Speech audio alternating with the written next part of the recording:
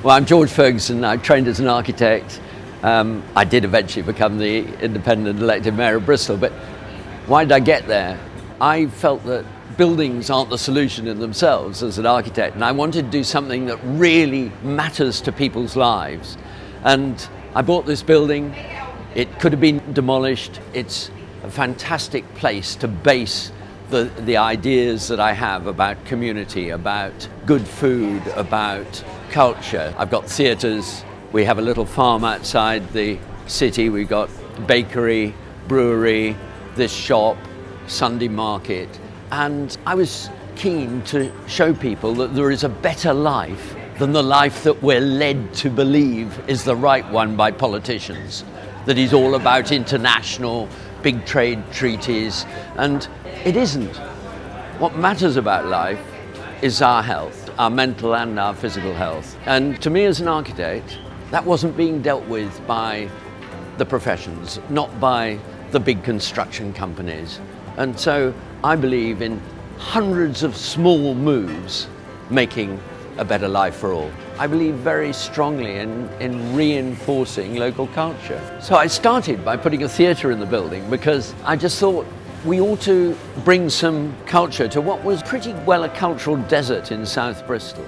And then we built a culture around that. Eating and drinking, we started a brewery. We were the first of the current round of craft breweries in the city. There are now 15 of them. They are fighting against the big corporations and winning the battle, and that is tremendous. So we have a small bakery that we use as many local products as possible. We sell it in the market.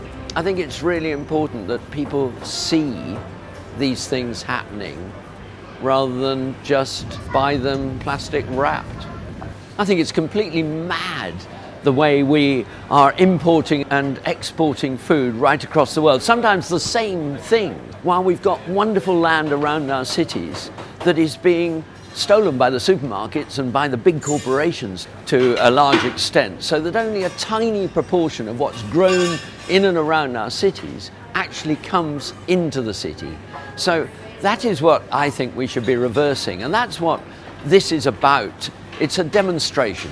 It's a minority sport at the moment, but let's hope that people realize that fresh, seasonal food, humane farming makes a difference not only to the lives of the animals, but also to people's lives. And let's hope that children realize where food really comes from. It doesn't come off the supermarket shelf. Farming is becoming an industry rather than a personal occupation. We are in danger of losing that connection, and I think we need to fight back. Every small farmer is a vital cog in that local wheel, fighting back against this huge oppressive system that is actually destroying local economies. It is destroying many local cultures. I mean, I tend to believe in the art of the impossible, so just do it. And so I've been fortunate in that I could have gone bust doing this, but some things have lost money. The farm doesn't make money, but other things do. Selling drink does. My principle was to use this building in a multi-use way, some of which would pay and some of which would not, but the bits that pay support the rest. The market has become a really important aspect of all this because every Sunday it is the community meeting place. Don't believe those who say you can't feed the world locally. Of course you can. And what we do is create a circular economy.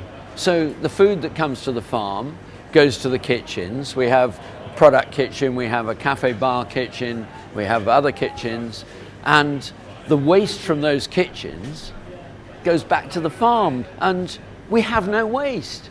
The current system builds in huge amount of waste. We probably waste a third of the food that we have.